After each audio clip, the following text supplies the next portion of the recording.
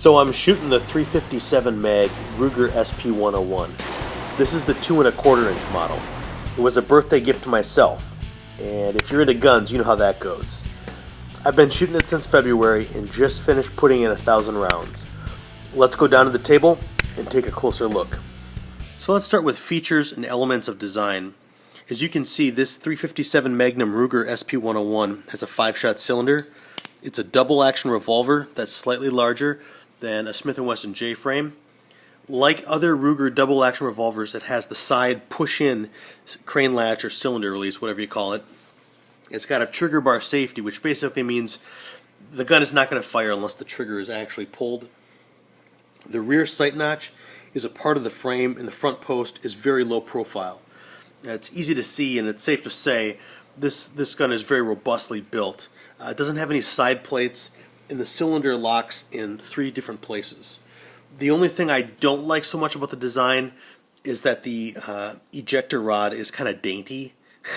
I mean, it wobbles a lot, and maybe that's part of the design that they had, but it's not my favorite part of the gun. This year, I've used the Ruger SP101 as kind of a special purpose carry gun, or really a light woods defense gun, whenever I've gone hunting or fishing or hiking on state or federal public land that prohibits open carry outside of hunting season. I've got a lot of that by me.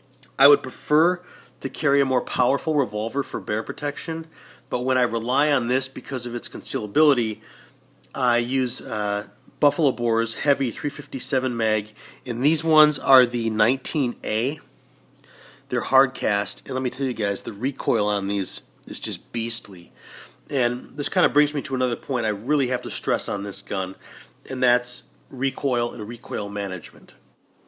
So sometimes recoil from a snub-nosed revolver can be pretty painful. Let's just be honest, right?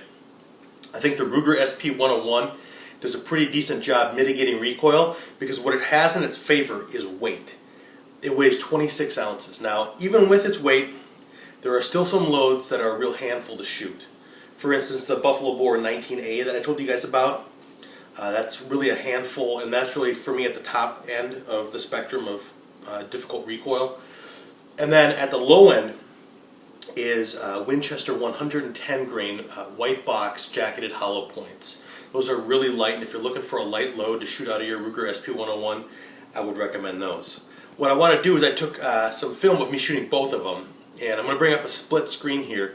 On the left, I should say on your left, is going to be the Buffalo Bore 19A, and then on the other side is going to be the Winchester white box 110 grain jacketed hollow point. So take a look.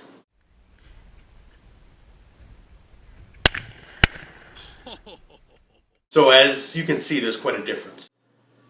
One final word on recoil. If you want to decrease this revolver's felt recoil, I strongly recommend getting rid of the factory black plastic and rubber grip and getting a Hogue monogrip that you see on my revolver here. I've shot hundreds of rounds with the Hogue monogrip, and I can tell you there is a noticeable difference in felt recoil. One of the impediments to shooting this gun well is it comes from the factory with a 14-pound hammer spring. So the trigger pull is nothing to write home about. In fact, I couldn't even measure it on my trigger pull scale because it just didn't go up high enough.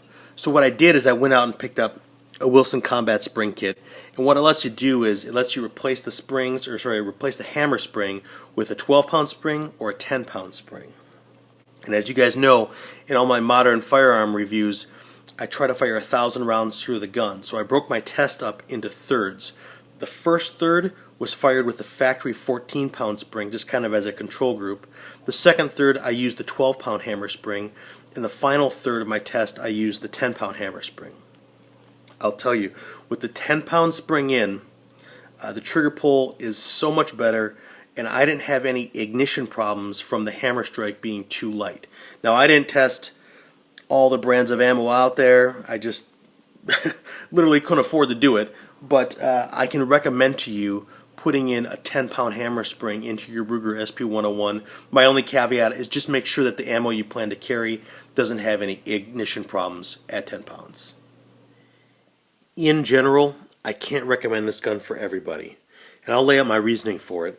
But before I do, if you're a revolver guy, and I kind of fit into that category, where I like the challenge of mastering a snub-nosed revolver, you like the simplicity and reliability of using a revolver for personal defense, say in close quarters, give the Ruger SP101 a look. As I mentioned, it's a sweet shooting gun for being so small and being chambered in .357 Magnum. For everybody else, I think it requires weighing some trade-offs. Do you remember in this review I said this gun weighs 26 ounces? Well, that's great for mitigating recoil. But when it comes to carrying this gun, each person has to decide if they're willing to carry 26 ounces for 5 shots of .357 Magnum out of a short barrel. Also, say you're a cop and you're looking for a backup gun. You have to weigh, are you willing to carry a 26 ounce backup gun? It's kind of a lot of weight. And finally, I think each person needs to weigh the trade-offs of having a Ruger SP101 with 5 shots of .357 Magnum versus comparable semi-automatic pistols such as the Glock 29, which I really like, that has 10+1 of 10mm. Now, I did have a problem with a hot spot just on the very top of this trigger, and I'd notice it when I'd shoot like over 100 rounds, I'd start to get a blister. I did have kind of a significant problem with the casting issue on this frame. This little nub sticks out too far, so that when I would go to eject casings and I dropped that cylinder down, if the cylinder wasn't in the exact right place, the rim of one of the cases would slam into that nub and block the whole ejector rod from kicking all the casings out. It's kind of a major problem if you need to reload in a hurry, so I would have to turn the cylinder just a slight way to clear that. I don't think it happens very often, because I was checking the forums and there's just a few folks that have run into this, but that's a problem with this gun that I had. So if folks ask me how I would grade this gun, I think I would give it a B. I want to thank you guys for watching this video. I appreciate all your support. If you like this video, give me a thumbs up. Share it if you would. Thanks so much, guys. See ya.